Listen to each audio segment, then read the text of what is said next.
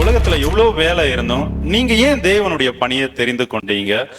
நீங்க பார்த்துட்டு இருக்கிறது உங்க காஸ்பல் டிவியில சத்தியத்தையும் அறிவீர்கள் என்ற நிகழ்ச்சியின் வழியா உங்களை சந்திக்கிறதுல நான் ரொம்ப சந்தோஷப்படுறேன். நான் உங்களுடைய யாக்கோபு. இந்த நிகழ்ச்சி உங்களுக்கு நல்லாவே தெரியும் இல்லையா? நம்ம பல்வேறு தரப்புல இருக்கிற ஊழியர்களிடத்துல 5 கேள்விகள் கேட்க போறோம். அந்த கேள்விகள் வழியா நம்ம மாவட்டத்துல இருக்கிற ஜனங்க வசனத்துல தேரும்படியா, அவர்களுக்கு ஒரு ஒரு தெளிவு, வசனத்துல ஒரு தெளிவு கிடைக்கும்படியா இந்த நிகழ்ச்சி உங்களுக்கு பக்தி விருத்திக்கு எதுவா நடத்துறோம். இன்னைக்கும் நம்ம கூட ஒரு பாஸ்டர் வந்திருக்காங்க. அவங்க தங்களை பத்தி அவங்க இன்ட்ரடியூஸ் பண்ணுவாங்க. என்னுடைய பேர் கிமு சி கணேசன், கிபி சாமில்ராஜ். நான் இருக்கிறது நெல்லிவிளை நடைக்காவு பக்கத்தில் இயேசு நம்மோடு சபையில் ஐக்கியமாக இருந்து ஊழி செய்கிறேன். நான் நேராகவே கேள்விக்கு வந்துடலாம்னு நினைக்கிறேன். முதலாவதா என்ன கேள்வினா, பாஸ்டர், உலகத்துல இவ்வளவு வேலை இருக்கு இல்லையா? உங்களுக்கு எனக்கு நல்லாவே தெரியும் நீங்க பேசுற சத்தியங்கள் எப்படி இருக்கு. அதனாலதான் உங்களுக்கு போன் பண்ணி ஓகே கேள்வி கேட்கறதுக்கு வந்திருக்கேன். சரியா? அவங்க மூலியமா ஜனங்கள் ஒரு சில விஷயங்கள் தெரிஞ்சுக்கணும்னு சொல்லிட்டு பிரியப்பட்டு தான் வந்திருக்கோம்.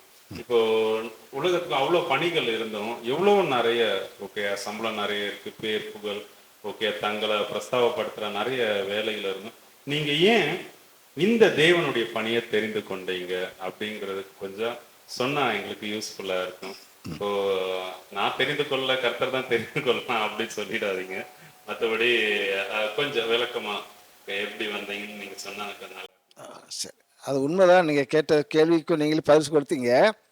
அது மாதிரி இந்த ஊழியம் என்பது எனக்கு பிடிக்காத ஒரு காரியமாக இருந்துச்சு.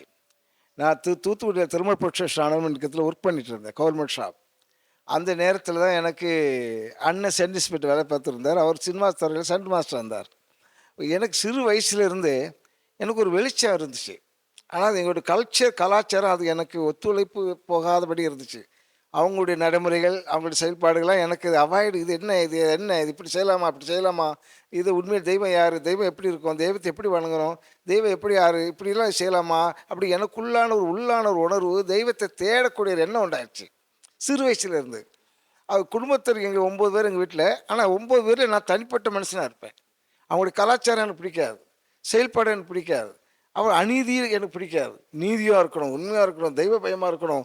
இதெல்லாம் என்ன, அந்த கலாச்சாரம் அங்கே இந்துவாக இருக்கனால, அது இந்து கலாச்சாரத்தில் இருந்தனால அவங்களுக்கு அந்த கலாச்சாரம் எனக்கு கொஞ்சம் கூட ஒத்து வராது. எப்படி சொல்லும் போது, என் பேர் கணேசன். அப்போ இப்போ இங்கே தீபாவளி பொங்கல்லாம் அந்த விடும்போது நாட்கள் சின்ன ஒரு சாணத்தை எடுத்து அதில் உருட்டி எடுத்து அதில் பிள்ளையார்கள் சொல்லுவாங்க. அவன் அதை நான் ஏற்றுக்கொள்ள மாட்டேன். அது எப்படி, தெய்வம்னு மேலான தெய்வம் அல்லவா, அதை போய் ஒரு சாணத்துக்கு உருவா வைக்கலாமா? அது எப்படி அதே பொருளை எடுத்து மாலை நேரத்தில் குப்பையில் போட்டுருவாங்க. அப்போ இது அலட்சியப்படுத்துகிற மாதிரி இருக்குது தெய்வத்தை. அப்போ தெய்வம் யார் சொல்லி எனக்கு ஒவ்வொரு நாளும் சிந்திக்கக்கூடிய எண்ணம் வந்துருச்சு. அப்படி இருக்கும்போது தான் ஒரு முறை நான் ஒரு தூத்துக்குடியில் எனக்கு வேலை கிடைத்த போது ஒரு சின்ன ஒரு கண்ணாடியில் குத்தி உடைத்தேன். இந்த உடைத்த போது இந்த அர்த்தங்களா, அதை உடைக்கும் போது நரம்புலாம் கட்டாகி அந்த ஒரு இல்லை 4 விரலும் என்னை செயலிழந்து போச்சு. அந்த ஒரு விரல் எனக்கு உயிர்.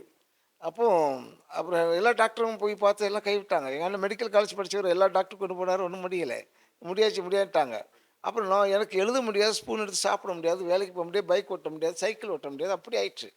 அப்புறங்கிறது இங்கேருந்து நாங்கள் எல்லா இடமும் திருச்செந்தூர் போகிறதா, அங்கே போகிறது எல்லா தெய்வம் தான். எனக்கு தெய்வம் தான் முக்கியம். வேறு டாக்டரும் கைவிட்டாங்க. இனி தெய்வத்தை தான் கடைப்பிடிக்கிறோம், வேறு வழி இல்லை. என் வலது கை என்ன பண்ணுறது, யாரை பார்த்து அசிங்கமாக இருக்கு, பைக்குள்ளே போட்டு வச்சுருப்பேன் இந்த கையை, வேலை செய்ய முடியாது. அப்படிங்கிறது திருச்செந்தூருக்கு நடந்து போவேன். அப்புறம் தூத்துக்குடியில் 2ஆம் கட்டு பக்கத்தில் ஒரு பிள்ளையார் கோயில் உண்டு. அதில் சுற்றி கும்பிட்டு, பிள்ளைய சாமி உன் பேர் தான் எனக்கு வச்சுருக்கு, எனக்கு டாக்டர்லாம் கைவிட்டாங்க, அப்போ எனக்கு உதவி செய்ய சொல்லி அது மன்றாடுவேன். காலையிலையும் மாலையிலையும் போய் மன்றாடுவேன். ஒரு பதிலும் இல்லை. அப்படி இருக்கும்போது தான் சரி, வாழ்க்கையில் இதோடு முடிச்சிருவோம், நம்ம கையெல்லாம் வாழ முடியாது, மறிச்சிடலான்னு சொல்லி தான் நினச்சிட்டேன். தூத்துக்குடி கடலில் போய் குதிக்கிறதுக்கு அப்படி கப்பலில் போனேன். அங்கேருந்து அனுப்பிவிட்டாங்க, கண்டுபிடிச்சி அனுப்பிட்டாங்க. அதுக்கப்புறம் பல விதமான வழியில் மரணத்துக்கு ரொம்ப ஓடிக்கிட்டே இருந்த நேரத்தில் தான் அங்கேயும் மரணம் எனக்கு வரலை. ஒரு லாரிக்குள்ளே விழுந்தேன். நிறைய சொல்லப்போனால் நிறைய காரியங்கள் உண்டு. அப்படி மரணத்துக்காண்டி விழும்பு எப்படி மறிக்கணும்னு சொல்லி ஒரு சேலஞ்சு மாதிரி ஓடிட்டு இருந்தேன். அப்படி முடியலை. அப்புறம் நைட்டு இன்றைக்கி நான் இருந்த ஒரு லாட்ஜிங் உண்டு தூத்துக்குடியில், அந்த வாட்டர் டேங்க் பக்கத்தில் ரத்னா லாட்ஜிங் உண்டு. அது பக்கத்தில் பெரிய காம்ப்ளெக்ஸ். அது நான் ராஜ்யத்தில் இருக்கிற நேரத்தில் இன்றைக்கி எப்படி மறிக்கலாம் சொல்லி தூக்கு மாத்திரை, ரம்மு, விஸ்கி அதெல்லாம் சாப்பிட மாட்டேன். ஆனால் எல்லாம் வாங்கி வச்சு 10 மணிக்கு பிறகு எல்லாரும் ரூமில் தூங்கின பிறகு மறிச்சிடலாம், இல்லாட்டா மாடியில் ஏறி குதிச்சிடலாம்னு சொல்லி இப்படி ஒரு தீர்மானம் பண்ணி சேலஞ்சா நிற்கிறேன். அப்போ அது 10 மணி வரைக்கும் என்ன செய்யலாம் சொல்லி பக்கத்தில் ஒரு கூட்டம் நடக்குதே, அதில் போய் டைம் பாஸ் பண்ணிட்டு வரலாம் சொல்லி அப்படி பெரிய கூட்டங்கள் நிறைய அதிகமான கூட்டங்கள் உண்டு. ஒரு அமெரிக்க மிஷினரி ஒருத்தர் பேசுகிறாரு. நான் போய் ஒரு 1000க்கு மேற்பட்ட இருக்க ஜனங்கள் மத்தியில் உட்காந்து சேரில் உட்காந்துருக்கிறேன். ஏன்னா லாஸ்ட் ஃபைனல் என் வாழ்க்கையை தீர்க்க போகிறேனே, முடிக்க போகிறேனே சொல்லி அப்படி இருக்க நேரம் அவர் திடீர்னு பேசிக்கிட்டே இருக்கும்போது அந்த கணேசன் சொல்லி இந்த வரிசையில் இருக்கிறான், இதை மறிக்க போகிறாரு, எல்லாம் எல்லா விஷயத்தையும் சொல்கிறார். கடலில் போனது அங்கே போனது எதை போய் இது மறிக்கிறதுக்கு ஆயத்தமாக இருக்கிறேன், நான் ஆண்டை தேடுதாரு, நீ தெய்வத்தை தேடிட்டு இருக்க மகனே, கமான் கமான் கூப்பிடுதாரு. கூப்பிட்டு உடனே எனக்கு கோவம் உண்டாயிடுச்சு. ஐயோ, இந்த மனுஷன் இவ்வளோ கூட்டத்தில் அதை கேவலப்படுத்துகிறாரு, அசிங்கப்படுத்துகிறாரு. ஐயோ, நம்ம என்ன இவருக்கு எப்படி நம்ம பற்றி தெரியும், நான் வந்து மறிக்கிறதுக்கு லாஸ்ட் ஃபைனல் இருக்கிறேனே, ஏன் இப்படி சொல்லிட்டாரு, இது போக மாட்டேன்னு சொல்லி 2 சேரை பிடிச்சி இப்படியே உட்காந்துக்கிட்டேன். அப்படி எல்லா மக்களும் திரும்பி திரும்பி பார்க்கும், கமான் கமான் கமான் ஒருத்தர் டிரான்ஸ்லேஷன் பண்ணுறாரு, கணேசன் கமான் கமான், எல்லா மக்கள் திரும்புகிறாங்க. சப்ஜெக்ட் அவர் போகவே இல்லை. என்ன திடீரென்று ஒரு பவர் என்னை தூக்கி இழுத்து நான் சேரை தூக்கி வெளியே தூக்கி வீசிட்டு அது கூட்டத்தில் நான் தான் சொல்லி இப்படி 2 கை மேலே வச்சு நான் தான் சொல்லி ஒரு கட்ட 100 அடி 100 அடிக்கு மேலே இருக்கும் அது மேடைக்கு போய் விழுந்து அப்புறம் கூட வச்சு கீழே வச்சுருந்தாங்க. அவர் இவங்க கண்டுபிடிச்சிட்டாங்க ஆளை, கண்டு உட்கார வச்சுட்டு எனக்கு ஒன்று போயிடுச்சு. எப்படி நாங்கள் வந்தேன், ஏன் வந்தேன், அப்படி வெக்கமாக இருக்குது, ஓடவும் முடியல, ஒன்றும் செய்ய முடியாது, உட்காந்துட்டேன். சரி முடியட்டும், ஓடிடலான்ட்டு முடிய தருவாயில் நான் நினச்சி ஓடிட்டேன்.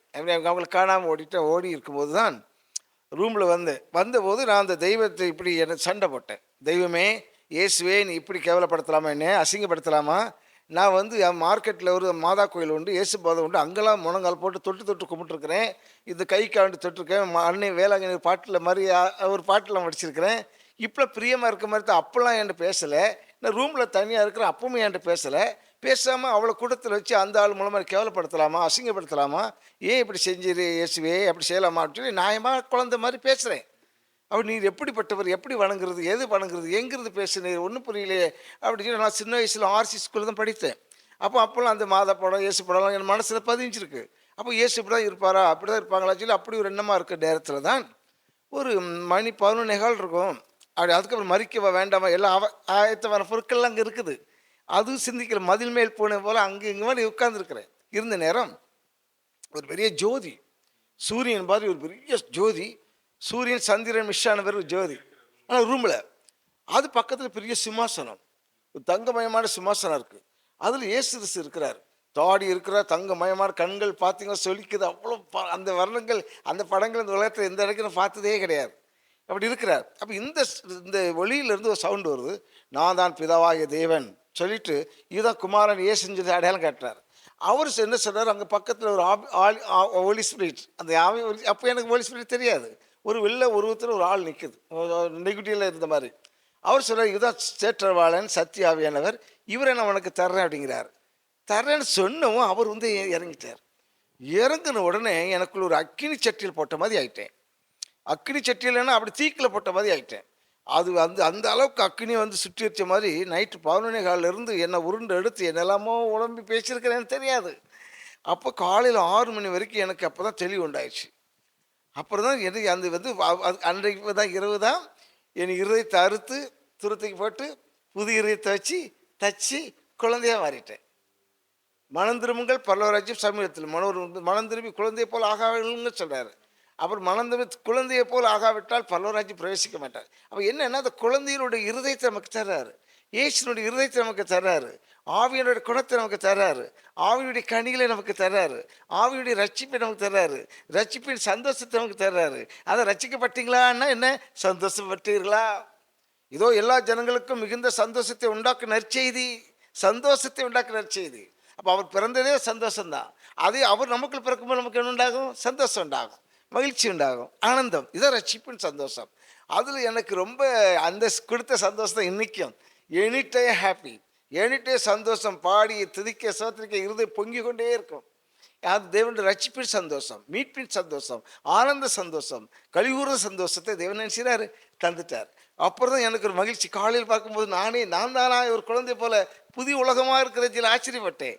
அப்புறம் சரி அப்போ தான் கேட்டேன், ஆண்டவரே இவ்வளோ சந்தோஷம் கொடுத்தீங்க, எனக்கு காட்சி கொடுத்தீங்க, அது 2 பேரும் மறைச்சிட்டாங்க. அப்புறம் எனக்கு ஒரு ஒரு அக்கினி வந்து இறங்கிருச்சு.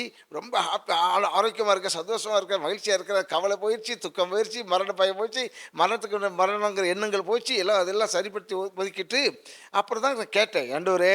அப்புறம் பைபிள் எடுத்து அது வரைக்கும் நைட்டில் நான் அவங்க பைபிள் ஒன்று கொடுத்துருந்தாங்க ஃபஸ்ட்டு. அந்த மேஜைக்கு மேலே வந்து பைபிளை பிரட்டிகிட்டே இருக்கிறேன். விரட்டி இருக்கும்போது என்ன இவ்வளோ பெரிய பைபிளை வேறு கொடுத்துட்டாங்க, பொடி பொடி எழுத்தாக இருக்குதே, இது எப்படி படிக்கிறாங்க தெரியலையே, எப்படி படிக்கிறாங்க, யார் இப்படி படிக்க முடியும், இவ்வளோ பொடிய எழுத்தெல்லாம் படிக்கிறாங்களே, இது என்ன இது படிப்புன்னு சொல்லிட்டு அப்படியே புரட்டிக்கிட்டே இருக்கிற அதோடைய வெளுத்து அந்த சத்தியம் எனக்கு வெளிச்சமாக தெரியவில்லை தெரியவில்லை. அதுக்கப்புறம் ஏன் பரிசுத்தாவியானவர்கள் எழுதப்பட்ட பரிசுத்தாவியானவர் சத்திய ஆவியானவர்கள் வந்த பிறகுதான் அந்த காலையில் எழுதிச்சு குளித்து பைபிளை திறக்கிறேன். பைபிளை படிக்கிறோம் படிக்கிறோம் படிக்கிறோம் படிக்கிறோம், களங்கமில்லாத ஞானப்பால். ரசிக்கப்பட்ட குழந்தை பிறந்த தாய்ப்பால் நாடுற போல இது ஞானப்பால். இது நமக்கு ஆகாரம், இது நம்மளுக்கு சக்தி, இது நமக்கு பலன். அன்றைக்கு காலையில் முழங்கால் போட்டு 8 மணிக்கு படித்தவன் நைட்டு 8 மணி வரைக்கும் படித்தேன். இடையில காப்பி கிடையாது, தண்ணி கிடையாது, சாப்பாடு கிடையாது, லஞ்சு கிடையாது, ஒன்றும் கிடையாது. ஏன்னா அதுதான் ஆகாரம். அப்படி படித்து வரும்போது மறுநாள் 2 நாள் 3 நாள் இப்படி நைட்டு பகலும் படிச்சுட்டே இருக்கிறேன். எனக்கு அதை விட்ட வேறு வழியே இல்லை.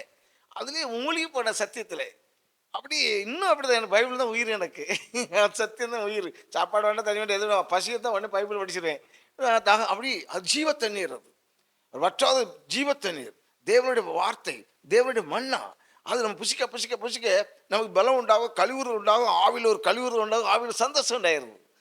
அதில் தான் ஒரு மகிழ்ச்சி தேவன் வச்சுக்காது. எல்லாரும் புரிய முடியாது, அவர் கண்கள் அடைக்கப்பட்டு இருக்கிறது. அதான் விஷயம். அப்போ நம்ம கண்ணை திறந்துட்டார், பரிசுத்த ஆவியை வாசம் பண்ணிட்டார், அது பைபிள் மேலே தாகத்தை கொடுத்தாரு. அப்படி படிக்கும் போது நான் ஆண்டுகிட்ட கேட்டேன், ஆண்டவரே சந்தோஷம் கொடுத்தீங்க, காட்சி கொடுத்துட்டீங்க, ஆனால் இந்த கை எனக்குன்னு சரியாகலையே, இதுக்காக தான் நான் மறிக்க போனேன், என்னை பண்ணுறது அப்படின்னு சொல்லி கேட்கும்போது தான் படித்தே இருக்கும்போது லாசர் மரித்தான், அடக்கம் செய்யப்பட்டது, 4 நாள் ஆட்சி ஆண்டு உயிரோடு எழுப்பினார்னு அந்த வசனத்தை பிடித்த போது, என்ன ஆண்டவரே உம்முடைய நண்பர் தான், அவர் அழுகி போன இடத்துல சரீரத்தில் அடிச்சிடாரு, பூமிக்குள்ளே 4 நாள் ஆச்சு அழுகி இருக்கும், அந்த அழுகப்பட்ட சரீரத்தை ஒரே வார்த்தை சொல்லி எழுப்பிட்டீங்களே, நரம்பு சரியாச்சு, எல்லா அவயங்களும் சரியாச்சுல்ல, அதே மாதிரி உண்மை தானே அது. அப்போ எனக்கு 2 நரம்பு தானே செத்து போச்சு, 4 விரல் கட்டு போச்சே, என்ன பண்ணுறது ஆண்டவரே, அது உண்மைங்கிற நான் நம்புகிறேன், எனக்கு அது மாதிரி செய்யுங்க.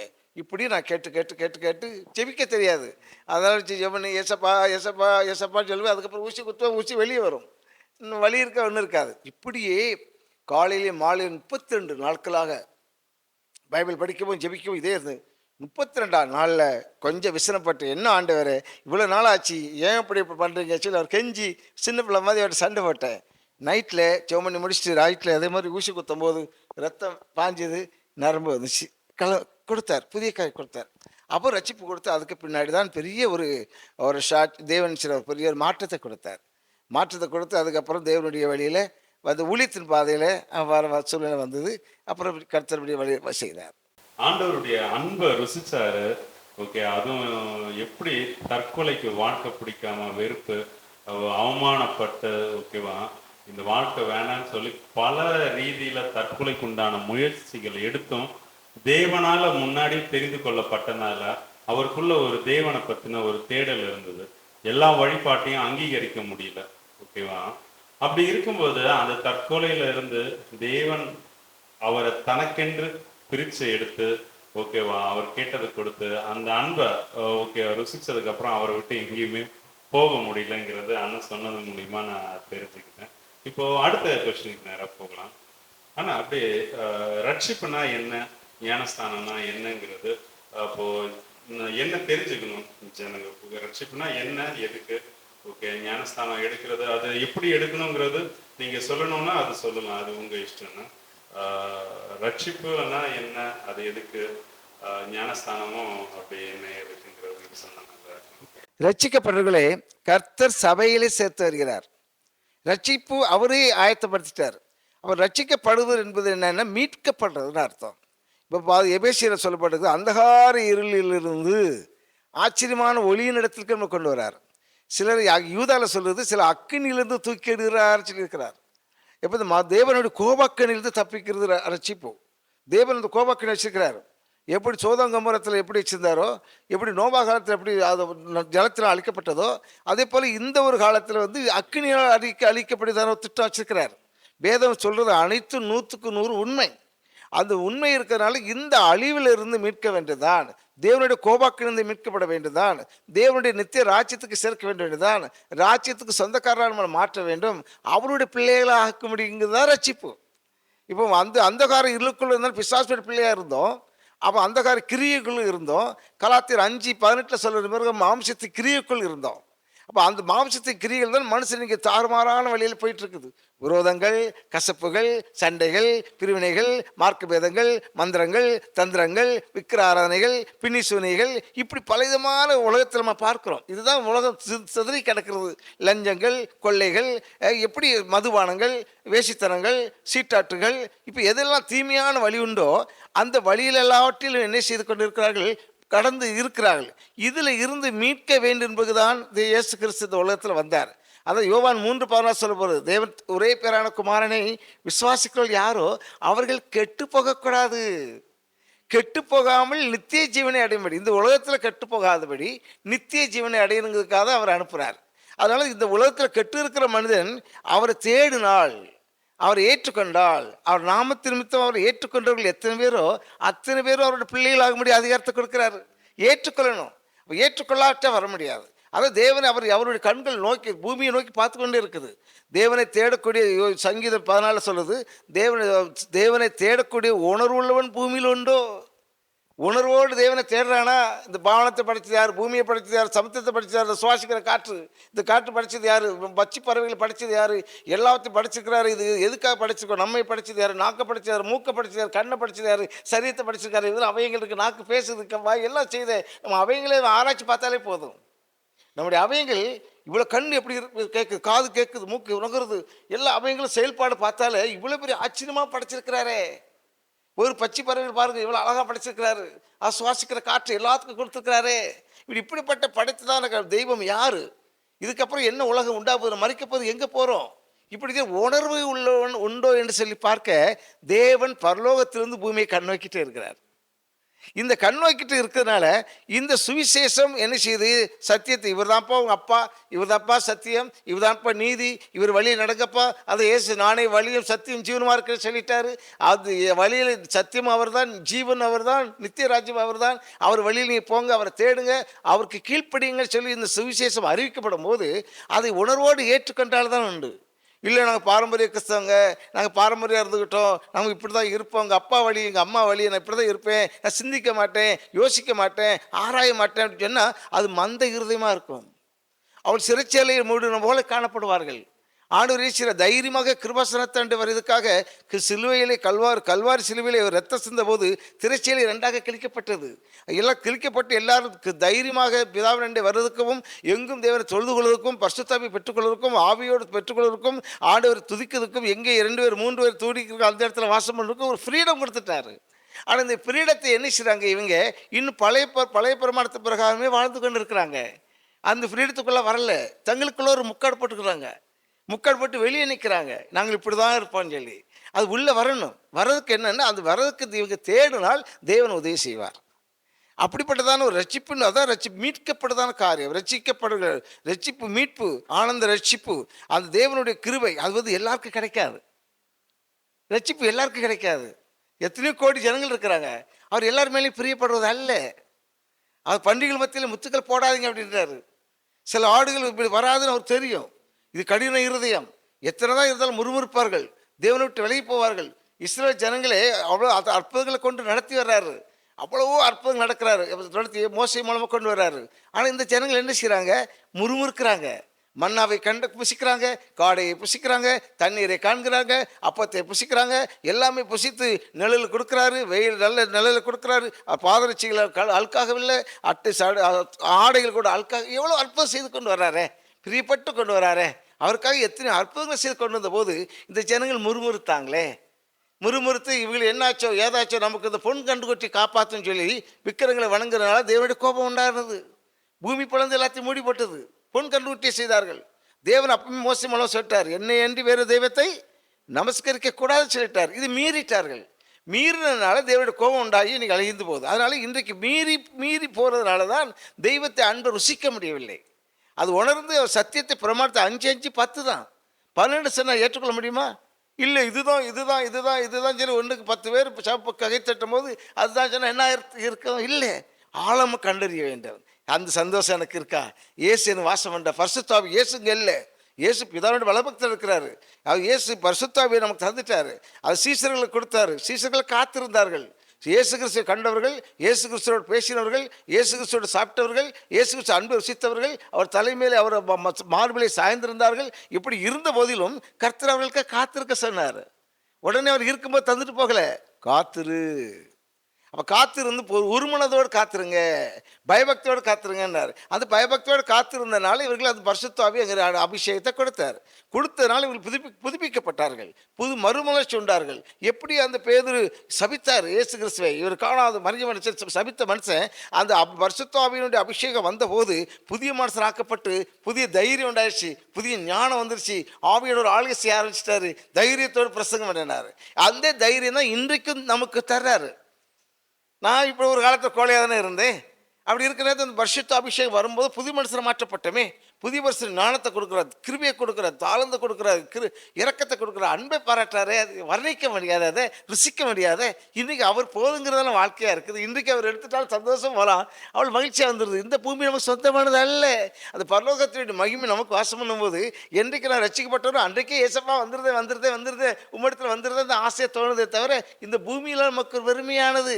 இதை பற்றிக்கொள்ளக்கூடாது, சமுதாயத்தை பற்றிக்கொள்ளக்கூடாது, தேவன் விரும்பமில்லாத காரியத்தை பற்றிக்கொள்ளக்கூடாது.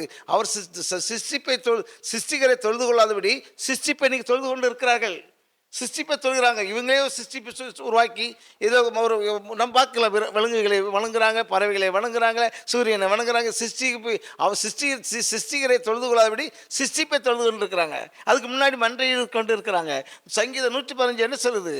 நம்முடைய தேவன் பர்வத்தில் இருக்கிறார். அவருடைய கண்கள் இருக்கும், காது இருக்கும், மூக்கு இருக்கும், கால்கள் இருக்கும், முகராதுக்கு பண்டிட்டு சத்தமிட மாட்டாது சொல்லி இருக்குது. ஆனால் இவங்க என்ன செய்றாங்க? அதுக்கிட்ட முன்னாடி பேசு பேசு பேசு, என்னை பாரு பாரு பாரு, என் உள்ளத்தில் வாவான்னு சொன்னால் எங்கே வர முடியும்?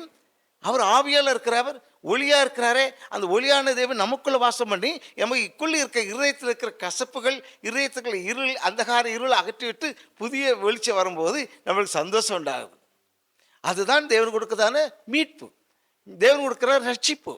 அந்த ரட்சிப்புக்காக நம்ம தேவனை தேடணும், தேடி உரிய பிடித்து கொள்ளணும். அது மட்டும் இல்லை, பிடித்து கொண்டால் மட்டும் என்னை பிடித்து கொள்வாங்க, விட்டுருவாங்க. ஒரு வியாதிக்காக பிடிப்பாங்க, திருமணத்துக்காக பிடிப்பாங்க, சொத்துக்காக பிடிப்பாங்க, படிப்புக்காக பிடிப்பாங்க, வேலைக்காக பிடிப்பாங்க, ஏதாவது ஒரு உலகத்தர மாதிரி செஞ்சு ஏதாவது எனக்கு அவர் பங்காளியாக மாற்றாங்களே தவிர இயேசு பின்னாடி நடக்க மனமில்லை. இயேசு என்ன சொல்றாரு? என் பின்னாடி வா அப்படிங்கிறாரு. அண்ட் இவங்க என்ன சொல்றாங்க? நான் போகிறேன், எனக்கு பின்னாடி வாருங்க. அவருக்கு லஞ்சம் கொடுத்த மாதிரி மாறிவிடும். இவர் தங்களுக்கு அடிமையாக்கிற விரும்புகிறாங்களே தவிர தெய்வத்துடைய வழியில் நடக்கணும் ஆசைப்படவில்லை. அதை என் பின்பற்றி வா அப்படிங்கிறாரு. 10 பேர் வியாதியஸ்த சொஸ்தமானான். எத்தனை பேர் வந்தாங்க? ஒருத்தர் தான் வந்தாங்க. 9 பேர் ஓடிட்டான், உலகத்தில் ஓடிட்டான். வியாதிஸ்த போது ஆண்டவரே சொன்னவன். சரிங்களா?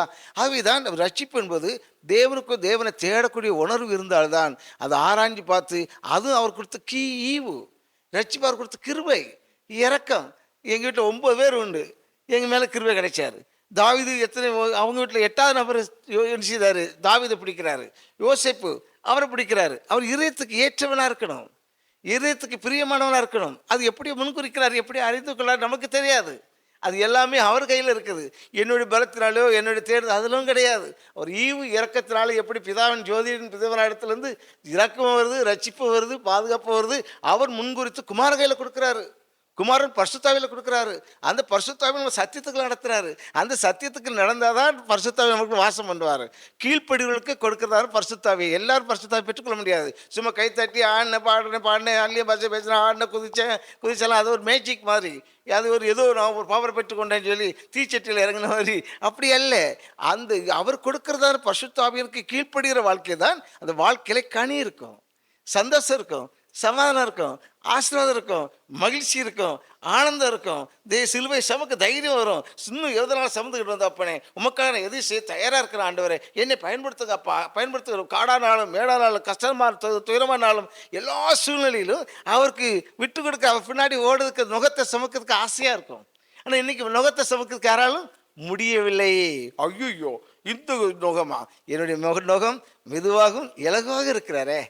அந்த அளவுக்கு மெதுமையாக நடத்துகிற நீதிபதி. அவர் பெரிய கமாண்டராக, ஒரு பிடி ஆசிரியர், ஒரு ஆவியானவர் நமக்குள்ள வரும்போது, தேற்றவாளன் சத்தியாவியானவர் வரும்போது, நம்ம டாக்டராக இருக்கிறாரு, ஒரு பிடி ஆசிரியராக இருக்கிறாரு, நம்ம தகப்பனாக இருக்கிறாரு, நமக்கு தாயாக இருக்கிறாரு, நமக்கு சகோதரராக இருக்கிறாரு, நமக்கு நண்பராக இருக்கிறாரு, நம்மளை ஆலோசனை கர்த்தராக இருக்கிறார், வேதத்தை போதிக்கிற ஆசிரியராக இருக்கிறார்.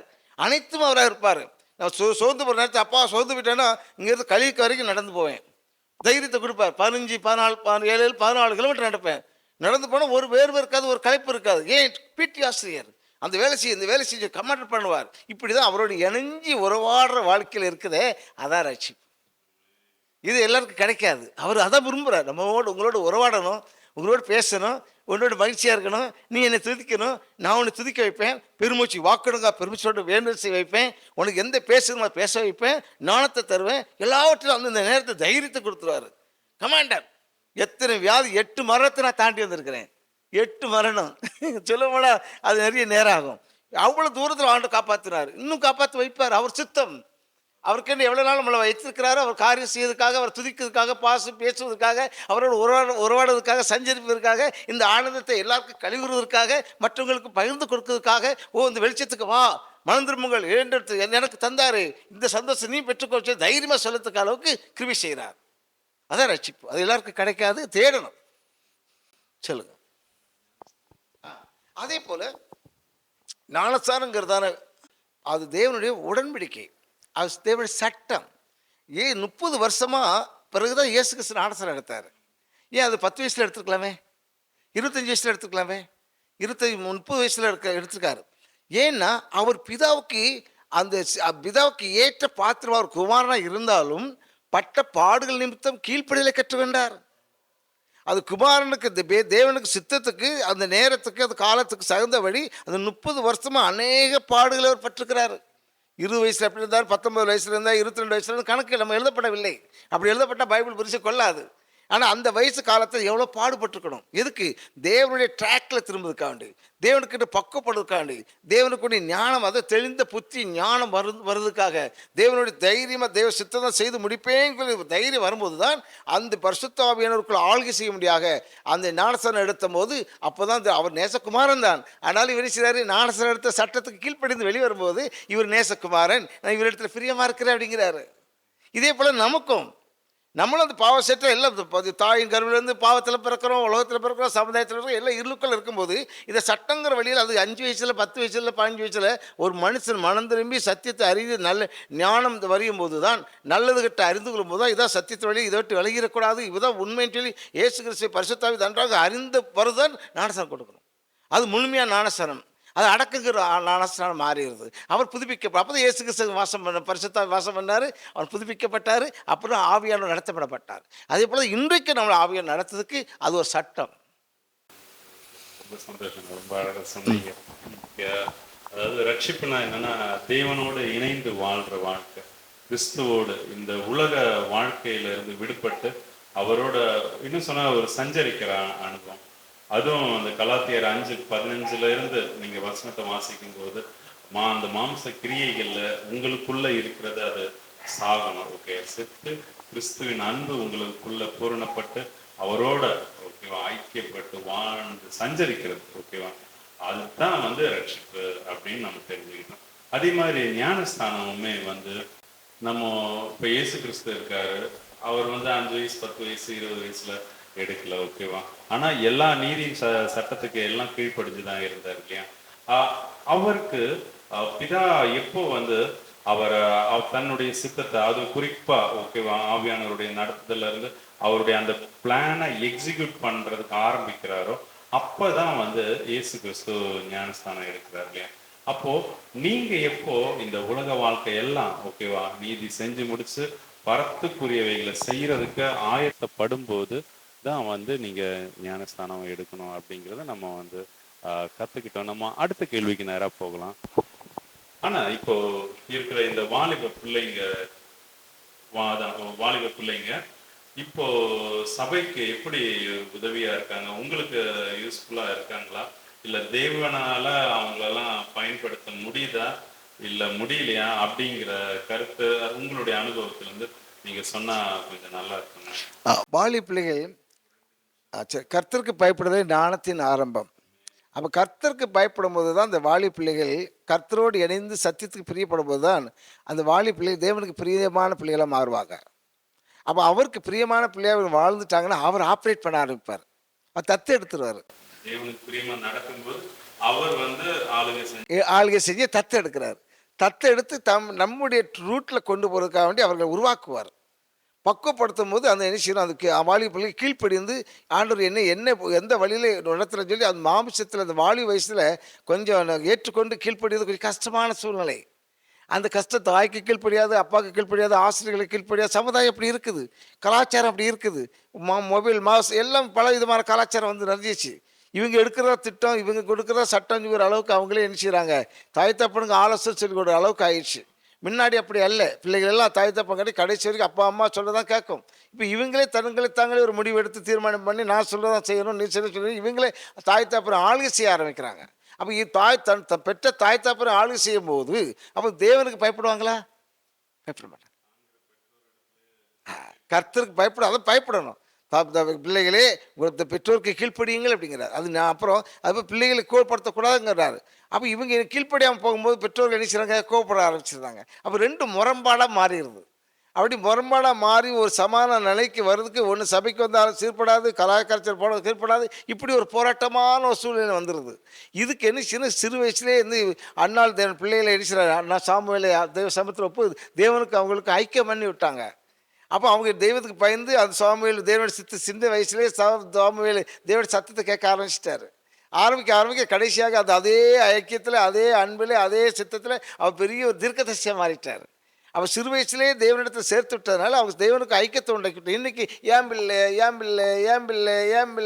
பிள்ளைன்னு உரிமை பாராட்டி செல்லம் கொடுத்து எனக்கு ஒரு பிள்ளை, எனக்கு அந்த பிள்ளை, என் பிள்ளையை படிப்பை பாரு, அதை பாரு சொல்லி பிள்ளையை கூட பெருமையை பாராட்டும் போது பிள்ளைக்கு என்ன உண்டாகுது, அது இது சுதந்திரம் ஆயிடுது. அது போல தான் அவங்களுக்கு தேவனிடத்தை சிறு வயசுலேருந்தே தேவனிடத்தை ஆண்டோட பிள்ளை நீ ஆண்டோட துதி, ஆண்டோட கேளு, எல்லா கருத்தை அவர்கிட்ட பழகும் ஏன் அப்படி சொல்லி அவங்க கேட்கும்போது இதை செய்யணும், இதை சொல்லி கற்றுக் கொடுக்க வேண்டும். கற்றுக் கொடுத்து அது சின்ன பிள்ளைகளுக்கு தெரியாது. நன்மை தீமை வயசுக்கு வரத்துக்கு தனியும் அவங்களுடைய இது கஷ்டமாக தான் இருக்கும். அது நம்ம பக்குவப்படுத்தி கொடுக்குறோம். அது சிறு பிள்ளையை தப்பு செய்யணும்னு சொல்லி ஒரு குற்றமாக நம்ம ஆக்கக்கூடாது. தேவன் அது குற்றமாக ஏற்றுக்கொள்ள மாட்டார். ஏன்னா அவர் நன்மை தீமை தெரியாது.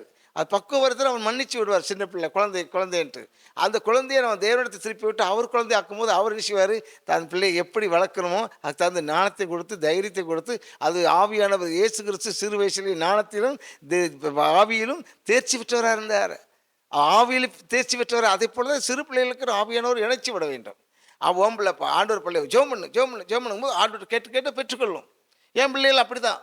நான் எந்த ஒரு காரியம் நம்ம எனக்கு ஒன்றும் தெரியாது, ஆண்டவர்கிட்ட கேளுமா, அவங்க கேட்டு பெற்றுக்கொள்வாங்க. இன்றைக்கு அப்படி தான் எல்லா காரியத்திலும் ஆண்டவர் கேளுவாங்க, பெற்றுக்கொள்வாங்க. அப்போ நம்மளை அந்த அளவுக்கு இது பண்ண மாட்டாங்க. நம்பிக்கை பூரா அங்கே சேர்த்து விட்டுறணும். இதுதான் பிள்ளைகளுக்கு. அப்படி செய்தால் அது பிள்ளைகள் நல்லா வளரும், சத்தியத்தில் வளரணும், ஆவியானவருக்கும் சேர்த்து விட்டு வளரணும். அது தேவனுடைய பிள்ளைங்கிறத நம்ம பயபக்தியாக வளர்த்து விடணும். ரொம்ப சந்தோஷம். வாலிப பிள்ளைங்களை நம்ம எப்படியாவது தேவனிடத்துல சேர்த்து விடுறதுக்குன்னு உண்டான முயற்சி எடுக்கணும் அப்படிங்கிறத நம்ம தெரிஞ்சுக்கிட்டோம். பிள்ளைகள் பண்ற தப்ப பெருசா எடுத்துக்காம, ஓகேவா, கிறிஸ்து உங்களுக்கு மன்னிச்சது போல நீங்க பிள்ளைங்களை மன்னிச்சு அவங்கள எப்படி அணைச்சு எடுத்துக்கொண்டு போக முடியுமோ தெய்வ ஆலோசனையின்படி தேவனிடத்திலே அவங்கள ஒப்பு கொடுக்கும்போது நம்ம பல காரியங்கள் பிள்ளைகள் மூலியமா தேவன் இந்த பூமியில நடப்பிக்கிறவைகளை நம்ம அவருடைய கண்கள் காணும். நம்ம அடுத்த கேள்விக்கு நேராக கடந்து போகலாம். ஆனா நாலாவதா உங்களுக்கு தேவன் செய்த நன்மைகள்ல நீங்க பிரதானமா நினைக்கிறது, அதாவது உங்களுக்கு தேவன் செஞ்ச நன்மையில நீங்க உயர்வா நினைக்கிற ஒரு விஷயத்த சொல்லலாம். நன்மை என்பது ரட்சிப்பு தான் பெரிய நன்மை. அதை விட மேலான நன்மை ஒன்றும் கிடையாது. அதுதான் இந்த உலக காரியத்தில் அந்த அளவுக்கு நம்ம அது நன்மையை நினைக்கக்கூடாது. ஆனால் தருவார். என்றைக்கு 1986 வீட்டை விட்டு வெளியே போனேன், இது வரைக்கும் எனக்கு ஒரு நாள் ஒரு குறை வச்சதே இல்லை. அது மட்டும் இல்லை, இன்றைக்கி இந்த ஊழியத்தின் பாதையில் அப்படி தான். எது நாங்கள் சர்ச்சில் காணிக்க தசமாக காணிக்க அதெல்லாம் கேட்க அது ஜனங்களுக்கு கொடுக்கறது. நீங்கள் ஆண்டவருக்கும் கொடுக்க வேண்டிய காரியம் அதை நான் எடுக்க மாட்டேன். எனக்கு தேவையெல்லாம் அங்கே கேட்டுக்கிடுவேன். என் பிள்ளை திருமண காரியங்கள், என் பிள்ளைகளுடைய படிப்பு காரியங்கள் எல்லாம் சகலம் அப்பாட்ட கேட்டு பெற்றுக்கொள்ளுவோம். இதுவரைக்கும் நன்மையில் ஒரு நாள் ஆண்டவர் சொல்லப்போனால் நிறைய உண்டு. அப்படி செய்திருக்கிறார். அவர் அது பிரியமாக அவர் பாசமாக இருக்கதே பெரிய நன்மை. அதை விட வேற என்ன இருக்குது? நம்ம ஜெபத்தை அவர் கேட்குறாரு, சந்தோஷத்தை கொடுத்துட்டாரு, மகிழ்ச்சியை கொடுத்துட்டாரு. நமக்கு ஒரு நாள் 8 மரணத்தை தாண்டி சொன்னாங்க இல்லையா, அத்தனை காப்பாற்றிருக்கிறாரு. என் தேவையெல்லாம் செஞ்சு 2 பிள்ளையோட திருமணங்கள், என் படிப்புகள் ஏன்ட்டு ஒன்று சபையில் ஒரு மாதத்துக்கு 4000 வரும். இவ்வளோதான் எங்களுக்கு காணிக்க. அதெல்லாம் எழுதி வைப்போம். அது ஏன் எடுக்க மாட்டேன். அது என் மனைவி கொடுப்போம், சபையாளுக்கு சாப்பாடு கொடுப்போம். அது மாதிரி மற்றபடி மற்ற எல்லாமே அப்பாட்ட கேட்ப தந்துட்டே இருப்பார். அது இதை விட வேற என்ன இருக்கு? ஆமாம், அழகா சொன்னாங்க இல்லையா? அதையும் செய்த நன்மைகள், தண்ணியே கொடுத்துருக்கிறாரு, வேற என்ன? அது இல்லாம அவர் பேசுறாரு, நடத்துறாரு, கேட்கறது எல்லாமே கொடுக்குறாரு, வேற என்ன நன்மை வேணும் அப்படின்ட்டு. சரி, நம்ம கடைசி கேள்வியா கேட்கலாம். ஆனா இப்ப இருக்கிற ஊழியர்கள்ல என்ன செய்யணும்? ஆக்சுவலா தேவனுடைய திட்டத்தை பூமியில நடப்பிக்கிறதுக்கு தான் முழு நேரமா தெய்வ ஆவியை கொடுத்து வழி நடத்துறாங்க இல்லையா? ஊழியர்கள் என்ன செய்யணும்? அதே மாதிரி விசுவாசிகள் என்ன செய்யணும்? உங்களுடைய ஒரு ஆலோசனை சொன்னா அது பிரயோஜனமா இருக்கும். ஊழியர்கள் முதலாவது தன்னை குறித்தது ஒரு அழைப்பை அறிந்து கொள்ள வேண்டும். கர்த்தர் நம்மை அழைச்சிருக்கிறாரா? இந்த ஊழியத்து நானாக வந்தானா, சுயமாக வந்தானா, இல்லை அப்பா மூலமாக வந்தானா, அப்பா வாரிசாக வந்தானா, இல்லை அவர் சொல்லி வந்தானா, இவர் சொல்லி வந்தானா, இல்லை பெருமைக்காக வந்தானா, பேருக்காக வந்தானா, புகழுக்காக வந்தானா, சம்பாத்தியம் பண்ண வந்தானா, என்ன நோக்கத்துக்காக வந்தோம்? ஊழியம் என்பது தேவனால் அழைக்கப்படுறது. ஆர்வன் போல அழைக்கப்பட்டால் ஊழியம் செய்ய முடியாது. அப்போ அந்த ஊழியத்தினுடைய அழைப்பு நாங்களாம் ஊழியத்துக்கு வரமாட்டேன்னு தடுத்து நின்று இருக்க காலம் உண்டு. அப்போ ஆண்டவர் கேட்ட, ஆண்டவரே என்னை ஊழியத்துக்கு என் தகுதி இல்லைப்பா, அந்த அளவுக்கு நான் சாணத்தான உள்ள இல்லை, படிப்பு இல்லை, ஒன்றும் இல்லை, என்ன வேண்டாம் ஆண்டவரே, ஒதுங்கி வாங்கிட்டே இருந்தேன். எல்லாம் ஊழியக்காரர் என் சொல்லிகிட்டே இருப்பாங்க.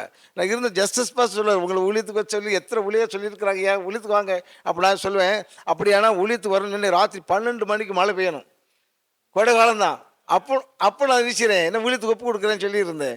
அவரை பிள்ளை கேட்கக்கூடாது அப்படின்னாரு. கரெக்டாக 12 மணிக்கு மேலே பெஞ்சுது. இப்படி நிறைய மராக்கள்லாம் கேட்டேன். ஒவ்வொன்று கேட்கலாம் நடக்கும். அப்புறம் சொல்லுவார், ஐயோ இப்படிலாம் ஆண்டு பரீட்சைக்கு பாராதப்பா, உண்மையில் அவ்வளோ பிரியமாக இருக்கிறாரு, அதனால் நீ ஊழியத்துக்கு ஒப்பு கொடு. அப்புறம் தான் சரி இப்படிலாம் பழைய கொடுத்தாருன்னு சொல்லி அப்புறம் சரி பணம் உப்பு கொடுத்தேன். உப்பு கொடுத்த அப்புறம் அவர் ஆப்ரேட் பண்ண ஆரம்பிச்சிட்டார். ஆப்ரேட் பண்ணுங்க, அதுவும் பிதாவின் சித்தம் செய்யணும், இயேசு கிறிஸ்துடைய அடிச்சு அப்படி பின்பற்றணும், பரிசுத்தாவினுக்கு கீழ்ப்படியணும், வேத பிரமாணம் போல ஜீவித்து அவர் நிச்சயம் வாழணும், தேவனை ஆராதிக்கணும். அந்த சுயமாத்துக்காக அந்த சபை என்பது அது ஒரு ஊழியக்காரன். எந்த ஊழியம்? அவங்களுடைய அழைப்பு என்ன தெரிந்து கொள்ள வேண்டும். தெரிந்து கொண்டு பொறுமையாக இருக்கணும். இந்த காரியம் செய்யணும். அது சும்மா நம்ம சாதிக்க முடியாது, எதையும் போய் எல்லாத்தையும் சாதிக்க முடியாது. அவருடைய ஒரு அணு இல்லாமல் ஒன்றும் ஊழியம் செய்ய முடியாது. அவர் நடத்துதல் வேணும். அவர் சொன்னால் செய்யாதேன்னு சொன்னால் அதை போய் செஞ்சுட்டு இருந்தால் ஊழியம் அல்ல, அது அக்கிரமாக மாறிடும். ஊழியம் செய்வது அல்ல முக்கியம், ஜீவன் தான் முக்கியம்.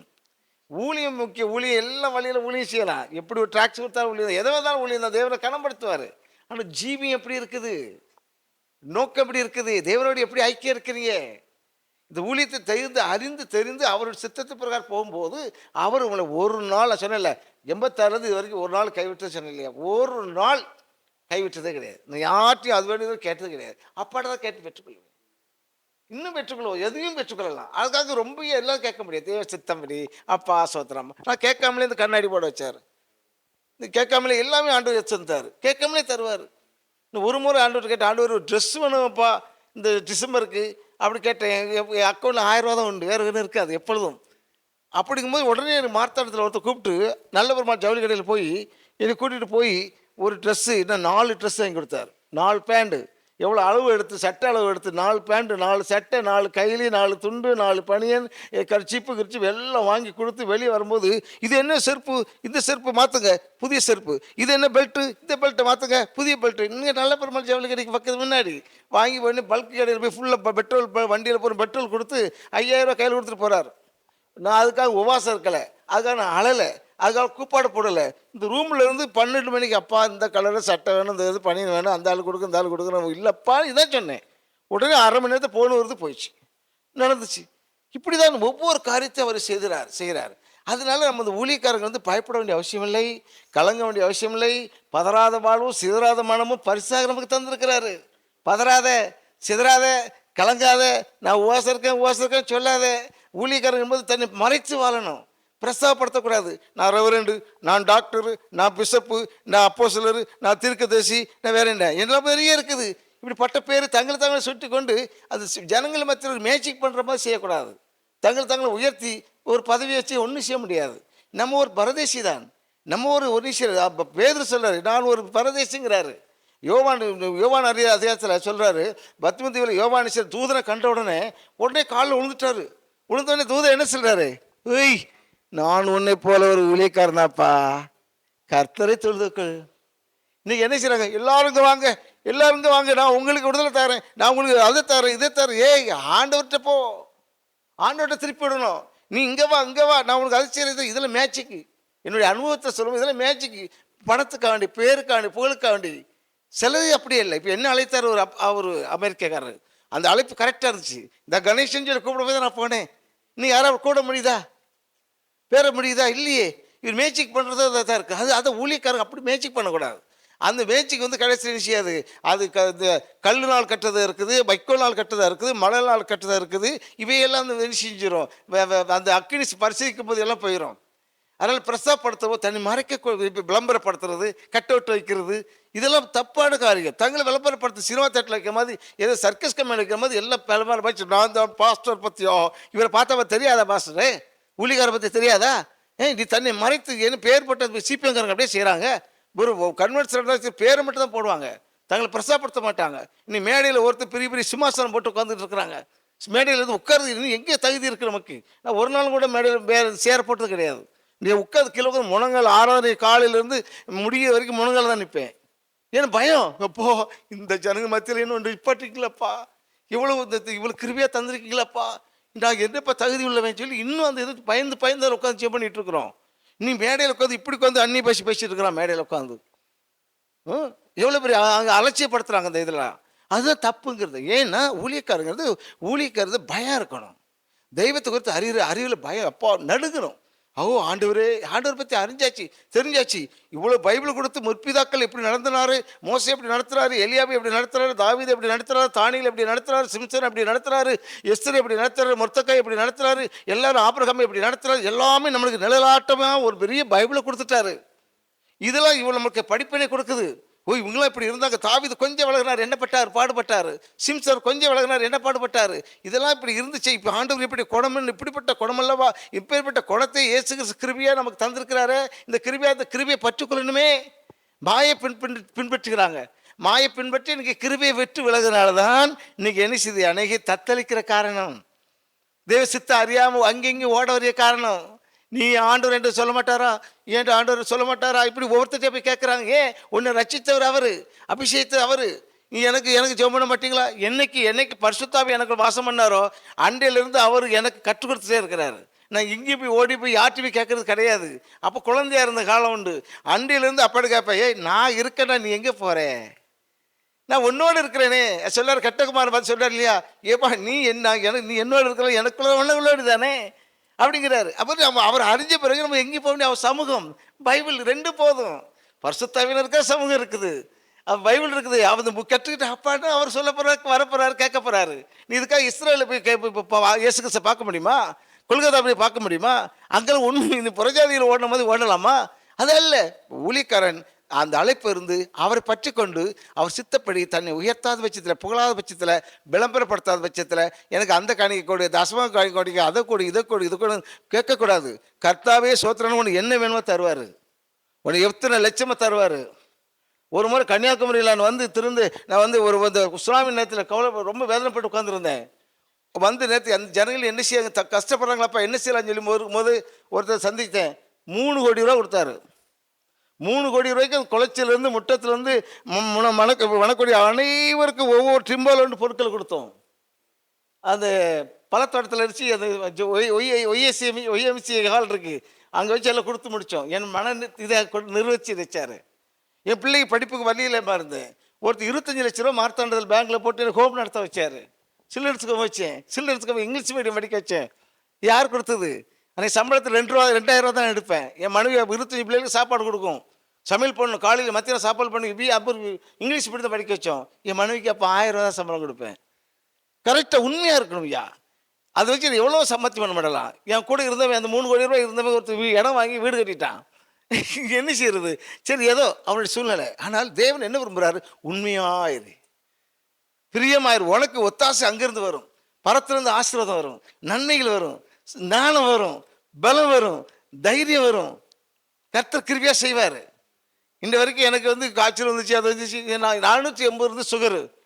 எனக்கு ஒரு பார்த்தா, ஐயோ நீங்கள் டீ சாப்பிடக்கூடாது கூட. ஆடு என்ன பார்க்கவா செய்யுது, மாடு என்ன பார்க்கவா செய்யுது, கோழி என்ன பார்க்கவா செய்யுது. அது எல்லாம் உலகத்தில் சுகரும் பார்க்கல, பிபியும் பார்க்கல. அதை விட மேலானவர் என்னோட இருக்கிறார். நான் எல்லாம் இனிப்பு சாப்பிட்டுட்டே இருப்பேன். நான் போன வாரம் போய் செக்கப் பண்ணி பார்த்தா 70 இருக்குது சுகரு. கர்த்தர் மாற்றிட்டார். நீ எதை விசுவாசிக்கிறாயோ அதை காண்பாய். பயப்படக்கூடாது. மரணத்தை குறித்து பயப்படாத. வியாதி வந்து பயப்படாது. வந்தால் போயிட்டே இரு. பரலோகத்துக்கு சந்தோஷம் டாட்டா வச்சு போயிட்டே இருக்கணும். மரணமே கூறங்க, பாதாளமே ஜெயமங்க, கிறிஸ்டியனுக்கு ஜீவன் சாவு எனக்கு ஆதாயம். அது ஆதாயமாக நினச்சி சுமக்கணும். அந்த மரணத்தை தைரியமாக இருக்கணும். எப்போ வந்தால் சரி டாட்டா சகா அமைச்சு போயிட்டே இருக்கணும். இது நம்மளுக்கு முக்கியமாக 30 வயசில் ஏசு டாட்டா இப்போ காமிச்சு போகலையா, சேவான் போகலையா, வந்து கள்ளத்தை எரிங்கப்பா, சீக்கிரம் வானம் திறந்துருக்கப்பா. அவன் மரணத்துக்கு வந்து பயந்தாரா? சந்தோஷம், எரிங்கப்பா சொல்லி அங்கே வானம் திறந்து மகனே வந்துரு, போங்கப்பா கள்ளத்துக்கு எரிங்கப்பா சொல்லி எரிஞ்சிட்டு போயிட்டே தப்பில்ல. அதாவது அவருக்கு இவருக்கு தொடர்பு இருக்கும்போது நமக்கு மரணத்தை பயப்பட வேண்டிய அவசியமே இல்லை. அது தேவன் நமக்கு பலனே தருவார். தைரியமாக இருக்கணும். பணத்துக்கு வந்து பணம் என்ன, அது பேப்பர் மாதிரி தான். பணம்லாம் பேப்பர் மாதிரி. அதை போய் ரொம்ப பிரியப்படக்கூடாது. சில எடுத்து முத்துவாங்க பணத்தை, அது பேப்பரை கொண்டுக்கிட்டு. அது தேவைதான். ஒவ்வொரு நாட்டுக்கும் ஒவ்வொரு தேசத்துக்கும் ஒவ்வொரு பணங்கள் எல்லாம் ஒவ்வொரு காலத்துக்கு பரிமாற்றத்துக்காக வச்சுருக்காங்க. உண்மைதான், தேவைதான். ஆனால் அதை நம்ம எணிச்சிக்கூடாது, நம்ம தெய்வமாக மதிக்கக்கூடாது. ஏசுக்கிட்ட பேதுரு கேட்குறாரு, ஆண்டவரே வரியா போப்பாவை கடல் பேர் மீனப்படி, நம்ம சொத்து அங்கே இருக்குது, பிடிச்சி கொடு. குடிச்சாரா இல்லையா? அது அளவாக தான் கொடுத்தாரு, தேவைக்கு கொடுத்தாரு. அவர் எங்கே சொத்து இருக்குது, தேவை கொடுத்துட்டாரு. 5000 பேர் 5 அப்பம் 5000 பேருக்கு எத்தனை பேர் கொடுத்தாரு? 5 அப்பம் 2 பேர் வச்சு எவ்வளோ பேர் கொடுத்தாரு? ஜெபம் பண்ணி கொடுத்தாரா இல்லையா? அந்த ஆண்டவர் இன்னும் ஜீவிக்கிறாரா இல்லையா? அந்த ஆண்டவர் நமக்குள்ளே இருக்கும்போது நமக்கு தருவார தர மாட்டாரா? அதனால அவர் மேலே நம்பிக்கையாக இருக்கணும். பணத்துக்கு ஆசைப்பட்டு ஓடக்கூடாது, தங்களை விளம்பரப்படுத்தக்கூடாது. அது மட்டும் இல்லை, எல்லாவற்றிலும் காணிக்க சொல்லி ஒரு இதெல்லாம் பண்ணக்கூடாது. அது கர்த்தர் நமக்கு தருவார். கர்த்தர் என்ன தேவைங்கிறது தருவார். ஜனங்கள்கிட்ட போய் கஷ்டப்படுத்தக்கூடாது. அவங்க மனப்பூர்வமாக ஆண்டவர் உள்ளத்தில் பேசுவார். நீ 1000 ரூபா கிடைக்குன்னு நினச்சிருந்து அவங்கள எதிர்பார்த்தனா அது கிடைக்காது. அது எதிர்பார்க்காம இருந்தால் அந்த ஆள்கிட்ட 5000 ரூபா கிடைக்கும். ஆண்டவர் கிரியை செய்வார். என் மகனுக்கு தர இருக்குது இந்த அது முக லஞ்ச பணம், சீட்டாட்ட பணம், அந்த பணம், இந்த பணம், அந்த கொள்ளையடிச்ச பணம், இந்த பணம்லாம் ஆண்டவருக்கு ஆகாது. அதெல்லாம் நம்ம ஆண்டவருக்கு அருவருப்பான காரியம். அது நீதியாக வேலை செய்து நீதியாக இருந்து உண்மையாக இருந்து அந்த காணிக்கை வந்து தேவன் அங்கீகரிப்பார். அந்த காணிக்கை நமக்கு பிரயோஜனமாக இருக்கும். அதில் சும்மா எல்லாத்தையும் அள்ளி கொட்டிக்கிட்டு பணத்தை வச்சுட்டு, அது மாதிரி பணத்தை வந்து சபைக்கு வர்ற பணங்கள் வந்து 3 பிரிவாக பிரிக்கணும். அது மூப்பரை வைக்கணும், கண்காணிகள் வைக்கணும். அதை வச்சு பிரித்து எடுத்து அது 3 பிரிவில், ஒரு பிரிவு பாஸ்டருக்கு, ஒரு பிரிவு என்ன ஊழியத்துக்கு, ஒரு பிரிவு வர ஏழைகளுக்கு, விதவைகளுக்கு, திக்கற்றவர்களுக்கு, பிள்ளைகளுக்கு அதை கொடுக்கணும். அது அவங்க பொறுப்பாக இருக்கணும். இது எல்லாத்தையும் தானே அள்ளி போட்டு இருக்கக்கூடாது. அது பண ஆசையை மாறிடும், ஒரு பிஸ்னஸாக மாறிடும், ஒரு தொழிலதிபராக மாறிடுவாங்க. அது இல்லை, இந்த பணம் இந்த பிரித்து எடு, இந்த உனக்கு கொடுக்குறது இந்த பாஸ்டர் கொடு, அதை விட இவங்க ரொம்ப இது பண்ணக்கூடாது. அவங்க கொடுப்பாங்க, இது வாங்கி கர்த்தர் தந்தார சோத்திரம், 100 தந்தாலும் சரி 1000 தந்தாலும் சரி கர்த்தர் சோத்திரம் அப்படி தந்துகிட்டே இருப்பார். இது பொதுவானதாக இருக்கணும். அப்போஸ்தலர்கள் எழுச்சி பாதத்தில் வச்சது பொதுவானதாக இருந்துச்சு. யாரும் தங்களை ஆளுகை செய்யவில்லை. அது பொதுவான காரியமாக இருந்துச்சு. அதுவே சபை என்பது அது பொதுவானதாக இருக்கணும். சபை என்னுடைய சபை அல்ல, ஏன் சபை, எங்கள் அப்பா சபை, எங்கள் அப்பா வச்சார், இவர் தான் பவுண்டரு, இவர் நடத்துறது, அந்த சொல்லவே கூடாது. ஏன் பிள்ளைகள், ஏன் விசுவாசிகள், ஏன் ஆத்மா ஒரு நாள் உரிமை கொண்டாடக்கூடாது. எல்லாம் அவருடையது, எல்லாம் அவர் தந்தது. இது அவருடைய சபை. கிறிஸ்துவின் சபையார். கிறிஸ்துவ சபை ஆரம்பிக்கப்பட்டது எப்போ? கிபி 33 இயேசு கிறிஸ்து மரித்தார். சீசர்கள் அங்கே ஓடினார்கள், ஓடி மலையெல்லாம் பிரவேசிக்க, அதுக்கப்புறம் வீடுகள் தோறும் தேவனை துதித்தார்கள், அப்பங்கள் பிட்டார்கள், சபை உருவாக்கப்பட்டது. கிறிஸ்துவின் சபை. அப்போ சிலர் என்ன சொல்றாரு, கொரிந்தியருக்கு சொல்றாரு, கொரிந்தியர் சபைக்கு எழுதுவதாவது, கலாத்தியர் சபைக்கு எழுதுவதாவது, இப்படி ஒவ்வொரு சபைக்கு தான் எழுதுறத தவிர இன்னார் சபை குறிப்பிடவில்லை. சபைக்கு தான் இந்த இப்போ நெல்லிவிலை சபை, இந்த நெல்லிவிலை சபைக்கு எழுதுறதாவது. அந்த சபை வந்து கிறிஸ்துவனுடைய சபை. அது தோற்றுவிக்கப்பட்டது இயேசு கிறிஸ்து. சபைக்கு தலைவர் அவர். இத்தனை வருஷம் இயேசுக்கு 33 வருஷத்துக்கு மேலே ஆட்சி சபை ஆரம்பிக்கப்பட்டது கிபியிலிருந்து. அதனால் ஏன் சபை, ஏன் மக்கள், ஏன் விசுவாசிகள் அழுவாங்க, ஏன் மக்களுக்காக, ஏன் விசுவாசிகளுக்காக, ஐயோ ஒரு சொட்டு கண்ணீர் வராது. அழுகிற ஆண்டவர், இவர் மக்களா, இவரை பெற்ற எடுத்தார், இவரை ரட்சிப்பு கொடுத்தாரு. இன்றைக்கி அறியாமை நிறைய ஊழியத்தில் இருக்குது. நான் ஊழியக்காரர்களுக்காக சொல்கிறேன், நான் கண்டதுனால சொல்கிறேன், அறிந்ததுனால சொல்கிறேன், ஆண்டவர் உணர்த்தனால பேச சொல்கிறேன். அதனால் ஊழியக்காரன் சொன்னால் அது அறிந்தது அவருடைய சபைன்னு சொல்லி நமக்கு இப்போ நான் இருக்கிறோம் இங்கிறது எங்கேயா போய் சொல்லிட்டாரோ இதை ஏன் சபை சொல்ல முடியுமா? ஆண்டவர் ஒரு ஊழியக்காரன் வைப்பார், வச்சு அவங்க மக்களை நடத்துவார். அப்போ இந்த கணக்கு வழக்கு கரெக்டாக இருந்தால் அவங்க கரெக்டாக செயல் பண்ணுவாங்க. இது ஆண்டோடைய இது, அவங்களும் பயந்து செயல்படுவாங்க. தன்னைத்தானே ஆளுகை செய்ய முடியாது, யாரும் ஆளுகை செய்ய முடியாது. அவருடைய சபை இந்த 7 பேர் 8 பேர் இந்த இடத்த கொடுத்தாங்க. இவன் நானாக வாங்கின காசு கொடுத்து இதில் நான் எல்லாம் வாங்கினது ஒரு பொருள் நான் வாங்கினலையே. பத்திரம் முடிச்சு பூரா கத்திர தந்தார். ஒவ்வொருத்தரும் ஆண்டு ஒவ்வொரு ஆபத்தில் தொட்டார், ஒவ்வொரு மரத்தில் தூக்கி எடுத்தார். பின்னாடி ஒருத்தர் 5 சென்ட் கொடுத்தாரு, இங்கே ஒருத்தர் 3 சென்ட் கொடுத்தாரு, 2 சென்ட் கொடுத்தாரு, 1.5 சென்ட். இதெல்லாம் யார் கொடுத்தது? கர்த்தர் கொடுத்தது. அப்புறம் யாருடையது? இது அவருடையது. இப்போ நம்ம போனால் அவருடைய சபை தான், அவர் தான் நடத்துவார். அந்த அவன் ஆத்மாக்கள் அவர் தான் சொந்தக்காரர். நம்ம ஒரு கூலிக்காரன், நம்ம ஒரு சர்வெண்டு. நம்ம ஒரு ஏதேன் தோட்டம் நம்ம நினைச்சிடும், நம்ம ஒரு நினைச்சிடும், நம்ம உடன்படிக்கை பெட்டி நாம். அதனால் அதுக்கு காத்திருக்கும் போது அவர் நம்ம வந்திருக்க ஜனங்களை நம்ம மேய்க்க வேண்டிய நம்முடைய கடமை. அவங்களுக்கு பரிந்துரை செய்யணும். நமக்கு 189 தரிசனம் கொடுத்துருக்கிறாரு. தரிசனத்தில் இப்போ 80 தரிசனம் நடந்து முடிஞ்சிச்சு, இன்னும் நிறைய இருக்குது. சரியா? அதில் ஒவ்வொன்றும் கரெக்டாக நடக்குது. அதே போல தான் அது வந்து அவருடைய சபை என்பது நம்மளுடைய சபை. ஊழியக்காரங்க ஏன் சபைன்னு சொல்லக்கூடாது. நான் 21 நாள் ஓசை இருந்தேன், 40 நாள் ஓசை இருந்தேன், இதெல்லாம் தேவன் அது விரும்புகிறதே இல்லை. ஏசாயா 58 என்ன சொல்லுது? ஓசத்தில் இருந்தால் என்ன செய்ய, நீ மக்களுக்காக கூடப்பா, மற்றவங்களுக்கு வெளிச்சமாக கொடு, மறைஞ்சு செயல்படு, ஜெபம் அந்தரங்கமாக இருக்கட்டும், வெளியரங்கமாக கத்தக்கூடாது பைக்கில் நடந்துட்டு. ஏன்னா இயேசுக்கு காது கேட்காதா? ஆவியானவருக்கு செவிடாக இருக்குமா? ஏங்க உங்கள் முன்னாடி சரி ரசப்பட்டுலாம் சத்தம் மட்டும் உங்களுக்கு எப்படி இருக்கும்? நல்ல சத்தம் போட்டு ஒரு அதிகாரி முன்னாடி போய் பேச முடியுமா? அந்த இடத்துல எவ்வளோ பபியமாக பேசுகிறோம். அதே மாதிரி இன்னொன்று ஒரு நீ கேட்கலையோன்னு போட்டு மைக்கை பிடிச்சிட்டா, ஐயோ அதுக்கு மைக்கை பிடிச்சி ஆடி பாடி ஏசு செவிடு மாதிரி பரிசுத்த செவிட்டு தர எங்கே தூரமாக இருந்த மாதிரி அப்படி செய்யக்கூடாது. பயபக்தியாக ஜெபிக்கணும். சபையில் வந்து சொல்லியிருக்கிறாரு, ஒரு ஜெபம் அந்தரங்கமாக இருக்கட்டும், பயபக்தியாக இருக்கட்டும். வானோட சிங்காசனம், பூமியோடைய பாதபடி, நீ பாதபடியில் இருக்கிற மறந்துடாத. அது பயபக்தியோடு கேட்பாரு. நீ கத்துற அங்கே வரைக்கும் கேட்குமா? மைக் அடித்து அங்கே வரைக்கும் கேட்டுருமா? போயிருமா? இங்கே இருக்கிற ஜனங்களுக்கு தான் எப்போ ஆவியிலே நிரம்பி சத்தமோட்டு பேசுகிறாரப்பான்னு சொல்லி ஜனங்களுக்கு ஒரு பிரதிபலிப்பு உண்டாக்குறதுக்காக தானே அந்த ஆர்ப்பரிப்பை தவிர மற்றபடி அல்ல. இந்த ஜெபம் அங்கே போகாது. பயபக்தியோடு 2 பேர் ஜெபிக்கிறான். ஆண்டவரே, நான் அவனை போல இல்லை, இவனை போல இல்லை, நான் அப்படி செஞ்சேன் இப்படி செஞ்சேன். இவன் என்ன செய்றான்? கண்களை ஏறெடுக்க துணியாமதுபடி பயந்து, தகப்பனே பாவியாகி என் மேலே கிருவியாயிரு என்று சொல்கிறார். இவனை தாழ்த்துற கற்றுக் கொடுக்குறாரே. அது பரலமண்டலங்கள் அது சத்தியத்தை சொல்லி கொடுக்குறாரு.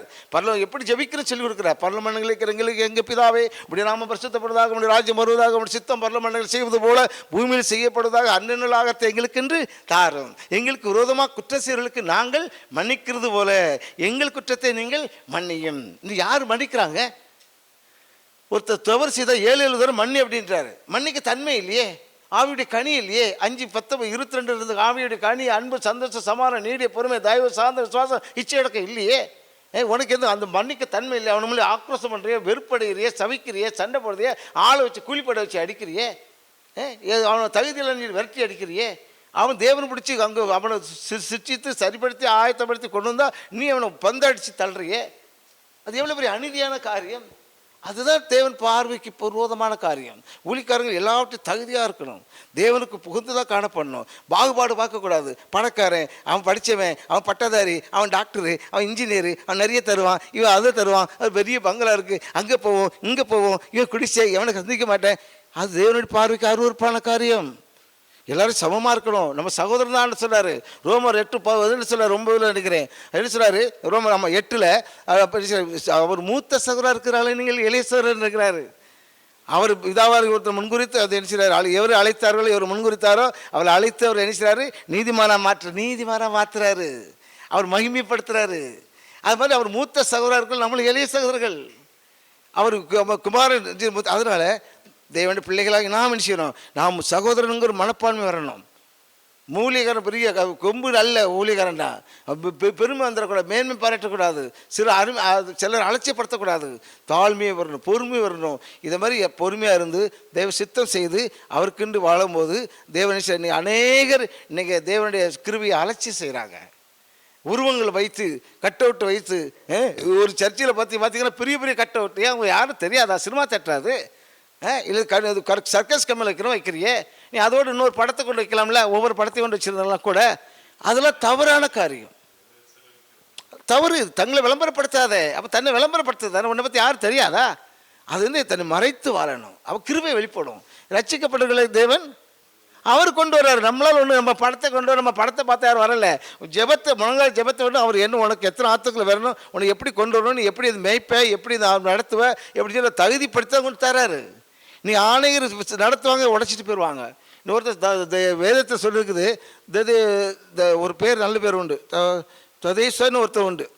அவன் 400 பேர் உருவாக்குறான். உருவாக்குற நேரத்தில் அவன் இறந்து போயிட்டான். இறந்து போன போது எல்லாம் உடஞ்சி போச்சு. எல்லாம் வேதத்தை பத்தியில் பார்க்குறேன். அப்போது எல்லாம் உடஞ்சி போச்சு. அவன் உருவாக்குற சவன் சொல்லி இப்படி தான் நினைக்கிற சரியே வர்றாங்க, அது செய்கிறாங்க, படப்படான்னு வரும். தேனீக்கள் கூடுற மாதிரி கூடி இருக்கும். ஒரு சின்ன புகை வந்தபோது எல்லாம் செஞ்சிருது, ஓடிடுது. நிலை நிற்க முடியாது. பல்லவராஜின் போது குறுகிய பாதை, அது நுகத்தை சமைக்கணும்.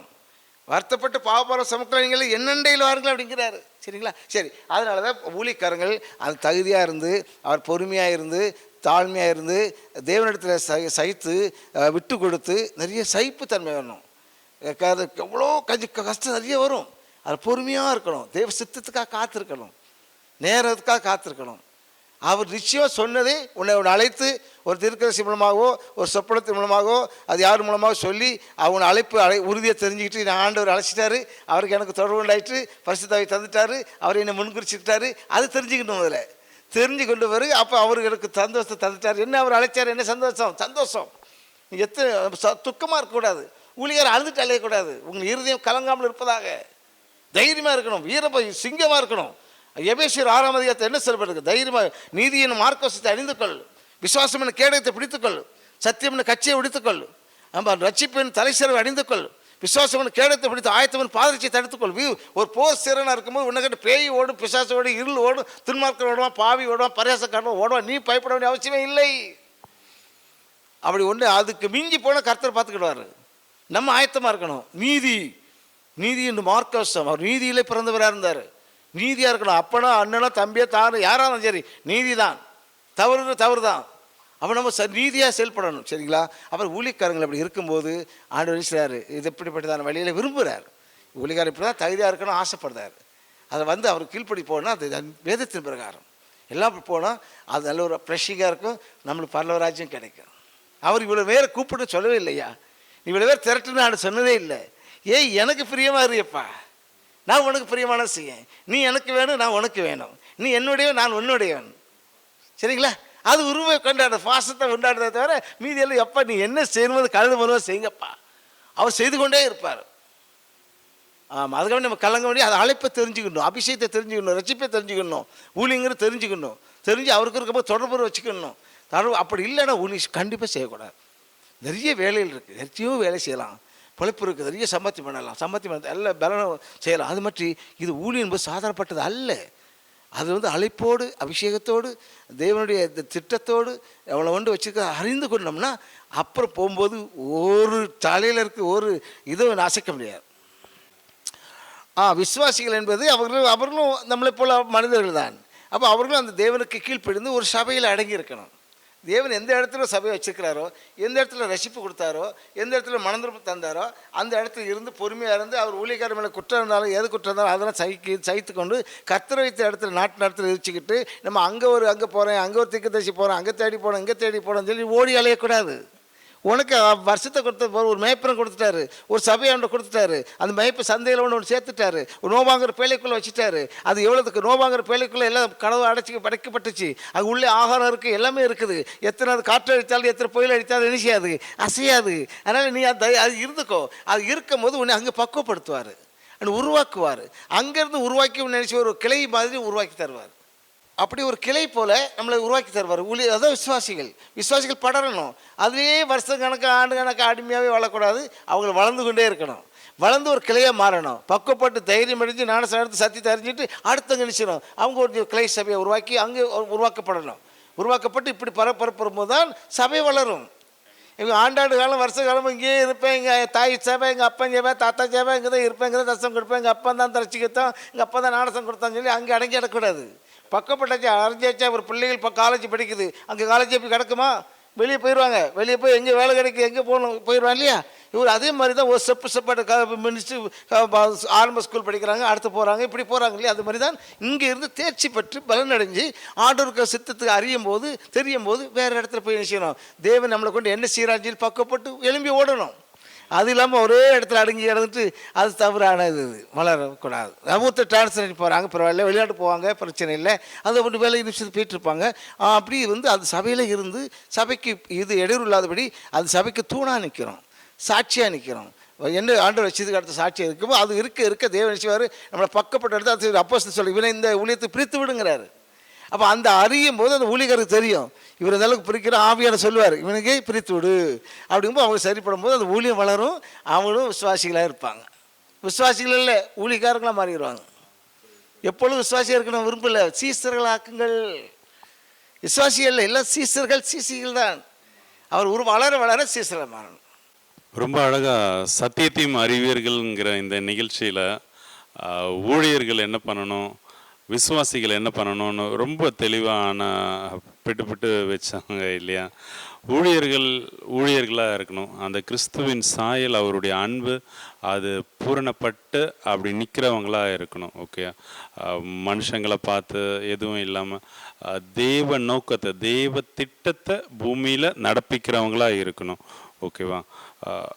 விசுவாசிகள் என்ன பண்ணணும்னா அவங்க விசுவாசியாகவே இருந்துடக்கூடாது. முதல்ல கர்த்தர் எங்கே தன்னை எந்த சபையில் ஓகே தனக்குண்டான மெய்ப்பன் யார் இந்த பூமியில் வச்சுருக்காங்களோ அந்த மெய்ப்பரோட அந்த சபையோட தரித்து இருந்து, ஏன்னா அவருக்கு தான் உங்களுக்கு என்ன வேணும்னு தெரியும் இல்லையா? உங்களுடைய மேய்ப்பருக்கு தான் உங்களுக்கு என்ன வேணும்னு தெரியும். ஓகே, உங்களுக்கு அதாவது நீங்கள் போகிற சபையை நான் சொல்லலை, பட் ஆண்டவர் உங்களை எந்த சபைக்கு போக சித்தம் கொண்டு இருக்காரோ அந்த சபையில் நீங்கள் தரிச்சிருந்து நீங்கள் வளர்ந்து, ஓகேவா, நீங்கள் ஒரு ஊழியராக அதான் அந்த சபை பாஸ்டர் உங்களை அபிஷேகம் பண்ணி அபிஷேகத்தில் வழி நடத்தி உங்களுக்கு உண்டான அழைப்பை சொல்லி அப்படி நடத்துவார். நீங்கள் ஆண்டவருடைய சித்தத்தை செய்கிறதுக்கு நீங்கள் ரெடி ஆகும்போது கர்த்தர் உங்களுக்கு நீங்கள் எங்கே போகணும், என்ன பண்ணணுங்கிறது சொல்லுவார். ஓகே, அப்படி ஆயத்தப்பட்டு நீங்கள் புறப்பட்டு போய் சகல ஜாதிகளையும் தேவனுடைய பணியில் நீங்கள் கொண்டு வருவீங்க. ஓகே, அப்போ விசுவாசி எப்பவும் விசுவாசியாகவே இருக்கக்கூடாது, வளரணும். ஓகேவா? அப்படிங்கிற விஷயத்த இப்போ அண்ணன் மூலமா நம்ம தெரிஞ்சுக்கிட்டோம் இல்லையா? சரி, கர்த்தர் உங்களை ஆசீர்வதிப்பாராங்க. இந்த ப்ரோக்ராம் இப்போ எல்லா ஜனங்களுக்கும் ஒரு திறந்த வாசலாக இருக்கு இல்லையா?